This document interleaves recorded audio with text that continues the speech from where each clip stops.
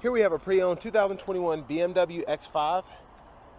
This one comes in the xdrive40i trim level with the M Sport package in mineral white metallic on coffee vernasca leather.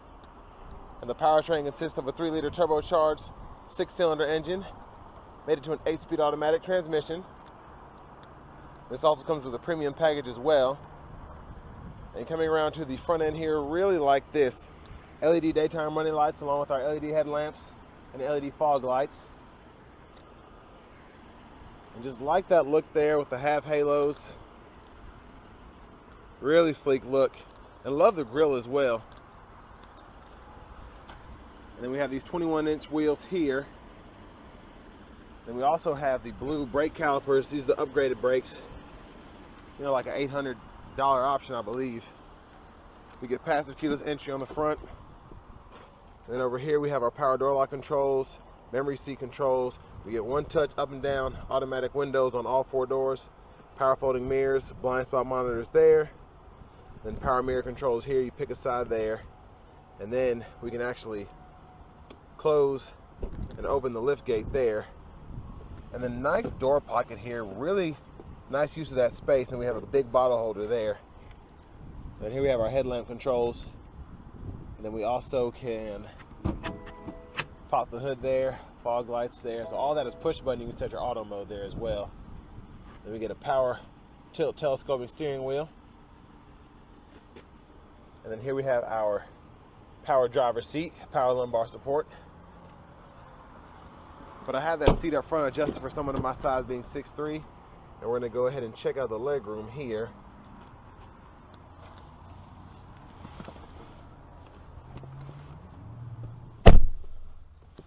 So the seats are very, very wide, and these have never been necessarily good for having backseat passengers, but interesting features here. I will say that you have a USB charge port here, which is nice. And then we have rear AC vents here, and then we have our dual zone rear climate or rear automatic climate controls. And we can set those to auto, just fan speed, cut it off. And then we can decide where we want the airflow to go here. So I really like that. And a nice pocket there if you want to put a phone or something in there. And the middle seat folds down here. And you have a little storage pocket as well as cup holders. And then we have our grab handles here. You can hang 1 or 2 hangers on that little hook there. And then I really like that you could do that as well. Hang something over there.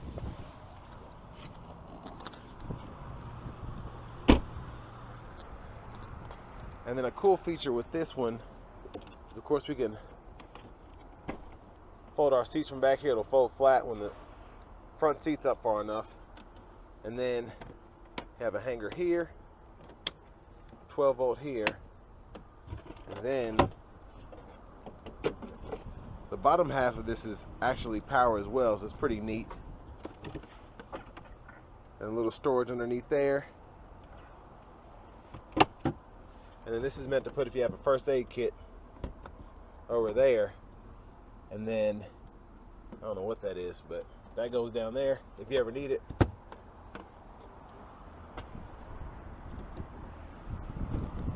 So just like that you have that full power tailgate with this X5. And a really nice view back here. You get your dual exhaust.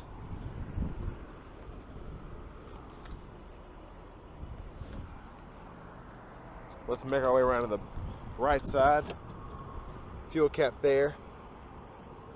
And that is your recommended fuel there. But to fold the seat back up, pretty easy to do. You just have to lock it back in. And then you can also hit that button right here if you don't want to do it from the back. And I do like that we have seat back pockets on both sides that are stretchable. And then that same usability in the rear door panels as well. And then here we have our front passenger seat. It's going to be powered with power lumbar too. And then That's for your actual seat bolsters, so you can tighten those, either get them to hug you more, or you can get them looser. So I'm going to try that out later, see if I can get that perfect seat position. Lockable glove compartment there, owner's manuals, and then we do have the window sticker here so y'all can see how this one comes spec'd out. So I was missing that parking assist package, but like I said, it has a premium package, M Sport package, and a few other added options. So those M Sport brakes are actually only $650, and those wheels are only $950. And a few other options here like the heated front seat armrests. So really, quite a few options on here for a $74,795 sticker price. And fuel mileage is actually pretty good, especially in the city. But this does have a 48-volt mild hybrid system, and that kind of helps with that.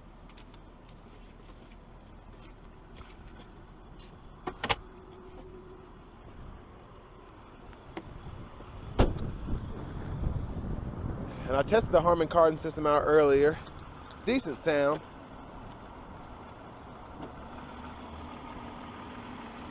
And then it's mostly covered up, but there's that 3-liter twin power turbocharged 6-cylinder.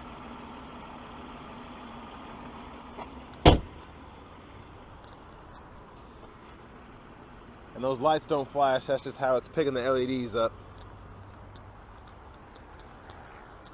That tint's pretty dark on here too. I don't think that's factory, I hope not. Let's go ahead and hop in here. So nice leather wrap steering wheel here, nice and thick, really like that.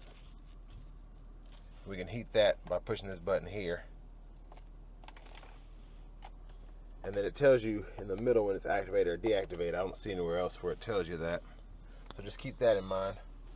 Now we have this 12.3-inch screen here, which you get AM, FM, and then you also get Spotify radio, Bluetooth audio, XM, and then you get wireless Apple CarPlay, wireless Android Auto compatibility, which is really nice, especially in a 2021 BMW. A lot of people still haven't caught on to that yet. But here's our navigation screen here, and I like how you can, it's really easy to use the screen, and you have the knob down below, which I'll show you in a minute, but the screen is actually very intuitive. Now with these BMWs, of course, there's a lot going on, so I had to walk myself through the screen for a second. The big thing was it was hard to find out where exactly the phone connection was so I could connect and disconnect my Bluetooth device. That was pretty difficult, but once you get used to everything, you realize you have a lot that you can actually fool with here in a good way.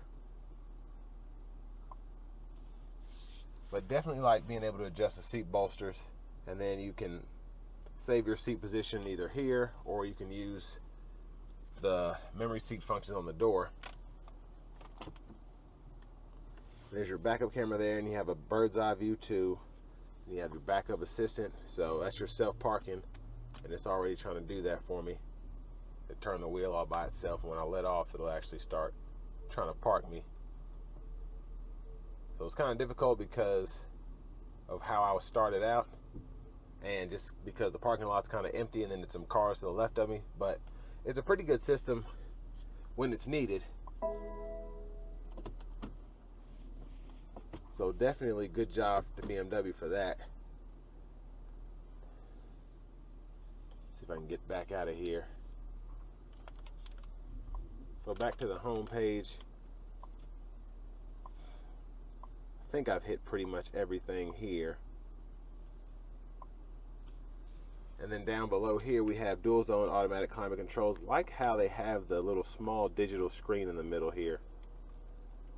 And then it's kind of right next to your vents, so you know, okay, this will shut me off and this will open them up. And you can actually just keep going down to cut it off. And just really cool graphics here. And then this is for the safety system here, hazards here. And then you can just click that and toggle through whether it's your individual or turning everything on. And then you can set your automatic climate controls here. 3-stage heated seats for the front. And then you can decide where you want the airflow to go just by hitting this button. And then you can actually, oh, wrong thing. You can hit the menu here, and you can actually go to certain climate controls here. Like I said, it's hard to get used to, but once you get used to it, it's pretty easy.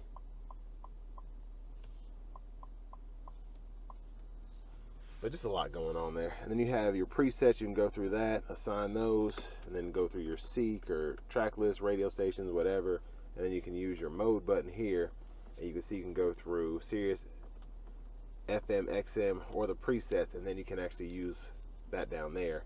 And then this is a good knob to actually have here. So I just like how the radio is set up. It's complicated, but it's nothing that gets like, it feels more stupid as time goes on, like a lot of systems. USB port down there. You have a little pad here, which is really nice, and then you have your wireless charging pad for your phone there, but you can put another phone over there or whatever. And then 2 cup holders here, and then you have a 12 volt there. And then over here is where all the fun stuff is. So like I said, for the screen, you can use either the touch screen or you have buttons, so quick shortcuts. You can pull up your map on the fly there, media, and you can use this to actually scroll through the screen if you choose to do so. And then back button here. So really like that. And then you can toggle your camera, your parking sensors, and your traction control here. And for the shifter, you just push this here, pull down for drive, and you can just hold up for neutral, and then hit the button, pull all the way up for reverse. And then you have to press this little P for park, but at least kind of make sure you're concentrating. But that can get tedious because it's really small, but whatever. And then while you're in drive, you can of course toggle over here, and you can manually shift from the shifter or use the paddle shifters behind the steering wheel. And then you have your sport mode, comfort mode, eco pro, adaptive, and then your automatic brake hold. And you can, these are all soft touch buttons there. And then your electronic parking brake, pull up to engage, hit the brake, press down and disengage. You have your hill descent here. And then center console cubby space there. Then you have a USB-C fast charge port in there, and a pretty good size center console cubby space, I might add. But there's your panoramic roof there, and you can one-touch tilt it, or you can one-touch slide it, and then you can hit it twice for it to go all the way back, and then you can just one-touch again to close it.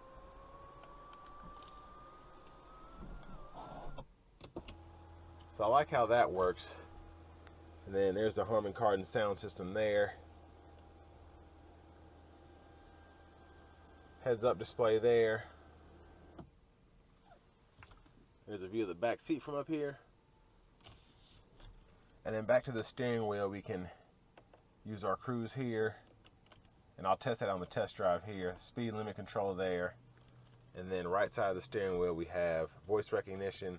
We can go through our sub-menu here. So in music, we can just set all that up. And then we can scroll through it here and use these arrows to go through whatever we have up. And then this is actually for volume. And then Bluetooth control there. Blinker here. And if you're automatic high beams, you just click this button here. And you can toggle that on and off and then turn them on. You can flash there. And then you have your windshield wiper controls behind that giant paddle. So you do one time auto, and then you can set your auto whether you want it to go fast or slow.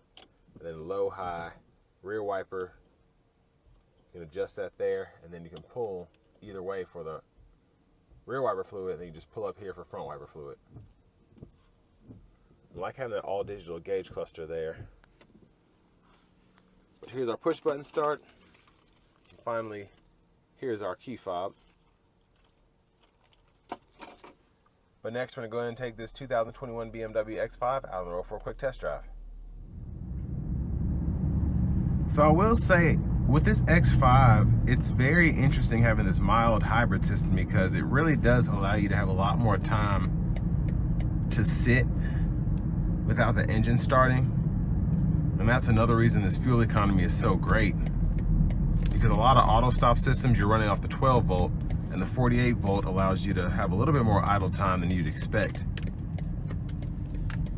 I'm gonna put it in sport mode, and then the system just kind of helps you have that additional power.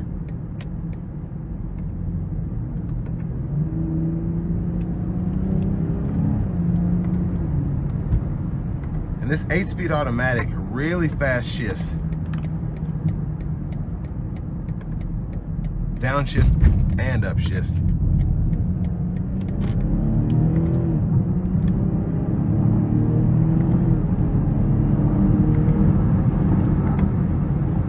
And definitely not a speed demon, but it's extremely quick.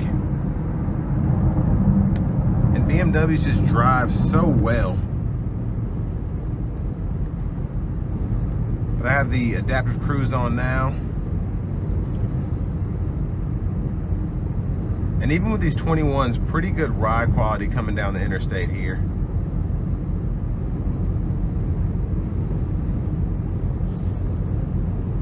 And with it being windy, it just wants to move with it just a little bit, but like I said, really good ride quality here. But I'm gonna put the Eco Pro mode, or Eco Pro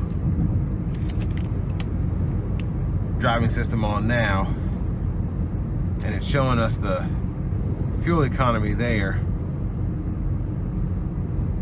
So pretty good fuel economy coming down the interstate. I'd say right around 30.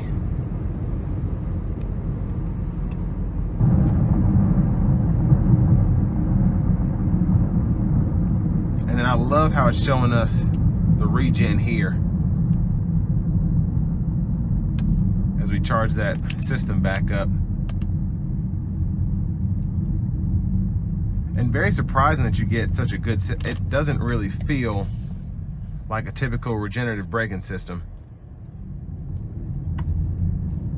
So having the X5 in comfort mode now, again, I was sitting at that red light for about 2 to 3 minutes and just really impressed that the auto stop did not come off because the battery level did not get low enough where it had to cut the engine on, just due to having that 48 volt mild hybrid system.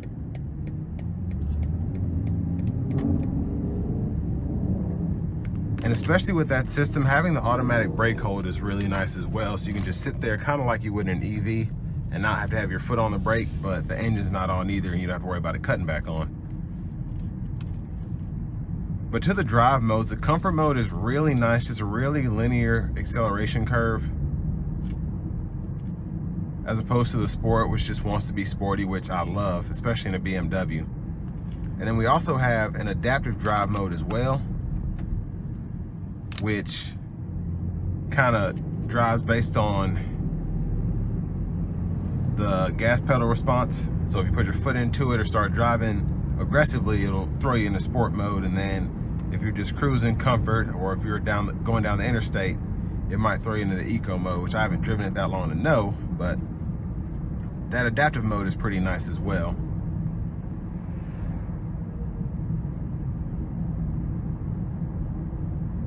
But direct competitors, I think, for the X5 would definitely be like this Range Rover Sport in front of me. Obviously the Range Rover Sport, depending on how you option it out, will be more expensive. Now this one is pretty decked out for only 75 grand sticker price. And it's even cheaper now, and it's been kept up to date, I think, in terms of maintenance. Still drives really, really nicely.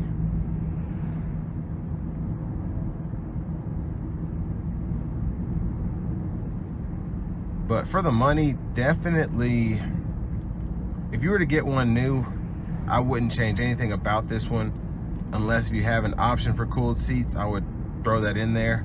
I don't see BMWs often that have cooled seats, specifically in the X4, X5, the SUVs, and then the 3 Series. I don't even know if that comes as an option. But I mean, these seats are extremely comfortable, even with it being hot outside. And I actually like the tint on this one. It's very easy to see out of, and it looks really great with this mineral white. But I also just appreciate having that mild hybrid system. Like, that's a big plus for me. I didn't think that I would appreciate it that much, but being able to sit at stoplights longer than having that extra torque when you need it, it's just it was a really good idea. And it's funny now, the lane keep is something I have a little issue with because it didn't want to work on the interstate. Now it wants to work, but whatever. This will bring me to an end of my review of the 2021 BMW X5 xDrive i with the M Sport package.